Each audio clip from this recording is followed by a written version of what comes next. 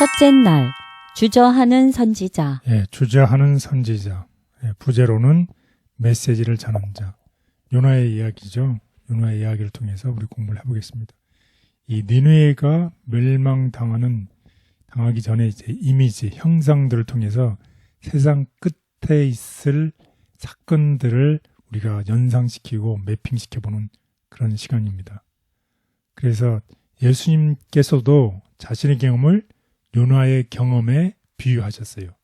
물론 차이도 있지만 마태복음 12장에 보면 예수님께서 요나의 경험을 이야기하십니다. 우리 다 같이 보도록 하겠습니다.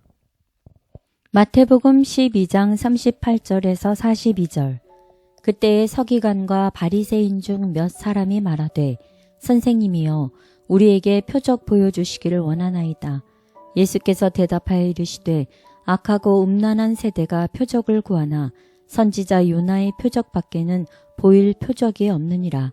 요나가 밤낮 사흘 동안 큰 물고기 뱃속에 있었던 것 같이 인자도 밤낮 사흘 동안 땅속에 있으리라. 심판때에 니느웨 사람들이 일어나 이 세대 사람을 정죄하리니 이는 그들이 요나의 전도를 듣고 회개하였음이거니와 요나보다 더 큰 이가 여기 있으며 심판때에 남방 여왕이 일어나 이 세대 사람을 정죄하리니 이는 그가 솔로몬의 지혜로운 말을 들으려고 땅 끝에서 왔음이거니와 솔로몬보다 더 큰 이가 여기 있느니라. 네, 예수님께서 말씀하신 내용이죠. 요나의 이야기를 통해서. 그래서 우리가 한번 차이점을 보면 요나는 니느웨를 구하러 가기를 어떻게 원했습니까? 원하지 않았고 또 요나는 자기의 죄 때문에 물고기 뱃속에 며칠간 3일. 네, 3일간 있었어요. 그거에 반해서 예수님께서는 우리를 구원하시기 위해서 자발적으로 이 세상에 오셨고 우리의 죄 때문에 무덤에 3일간 계셨습니다. 또 이 요나의 경우가 종말에 있어 사이에 비슷한 점도 있어요. 요나의 경우를 보면 요나가 창조주의 선거파죠. 우리 기억절에 나와 있는 것처럼 뭐라고 했나요? 나는 히브리 사람이요 바다와 육지를 지으신 하늘의 하나님 여호와를 경외하는 자라. 예, 창조주 하나님을 이야기합니다. 그리고 그 사람들을 회개로 이끌죠. 그래서 요나서에는 뭐라고 기록되었나요? 그들이 그 악한 길에서 돌이켰으므로. 예, 정말 다행스러운이죠. 그들이 그 악한 길에서 돌이켰으므로. 그래서 멸망에 대한 경고를 했어요. 어떻게 경고했나요? 40일이 지나면 니느웨가 무너지리라. 예, 이렇게 요나가 이렇게 경고를 했어요. 그래서 요나의 이야기와 그 다음에 있을 이야기입니다. 종말의 경우. 창조주에서 언급하죠. 뭐라고 계시록 14장에 나와 있나요? 하늘과 땅과 바다와 물들의 근원을 만드신 이를 경배하라. 예, 창조주 하나님을 얘기하고 있습니다. 그리고 마찬가지로 회개로 부르심을 이끌고 있습니다. 계시록을 보면. 바벨론이 무너졌다. 내 백성아 거기서 나와라. 예, 내 백성아 거기서 나라라고는 회개의 부르심을 부르고 있습니다.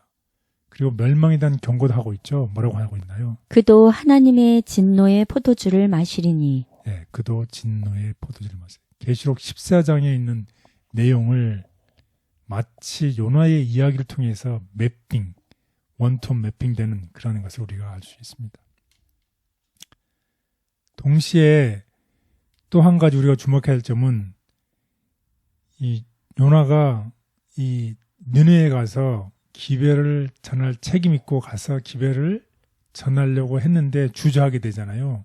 마찬가지로 우리도 이 영적 바벨론에 있는 이 세상을 향해서 어떻게 이 기별을 전해야 되는데 이 기별이 어떤 기별이에요? 사람들이 받아들일 수도 있고 그렇지도 않는 인기가 없는 기별이죠. 인기 없는 이 기별을 전할 책임이 우리에게도 있다는 거죠. 그래서 뭐라고 전하는 책임인가요? 너희는 그녀에게서 나오라. 예, 그녀라는 것은 이 세상에서 나오라는 거죠. 하나님의 이 음녀에게서 나와서 하나님으로께 돌아가라는 이 명령, 이 기별을 전해야 되는데 이 말, 세상에 대해서 회개하라고 한다는 이 말이 우리가 전해야 할 책임인데 마찬가지로 우리도 선지자처럼 기꺼이 전하는 게 아니라 주저할 수 있다는 것입니다. 이 기별이 아무리 좋게 친절한 방식으로 전달된다 할지라도 많은 사람들이 항상 거의 부정적인 반응을 일으키죠. 우리가 도어투도어 이제 방문 집집을 해보면 복음을 가지고서 가서 얘기하면 사람들이 어떻게 한가요? 웰컴, 웰컴. 100% 찬성하나요? 아니요, 참 힘들어요. 거의 대부분이 어떻게 해요? 네. 문을 안 열어주거나 네. 없는 척하거나 부정적인 반응을 일으키잖아요. 네. 그런데 이런 복음을 전할 때 부정적이거나 심지어 적대적인 반응을 받아보지 않는 사람이 누가 있나요? 모든 사람이 다 그렇다는 것이에요.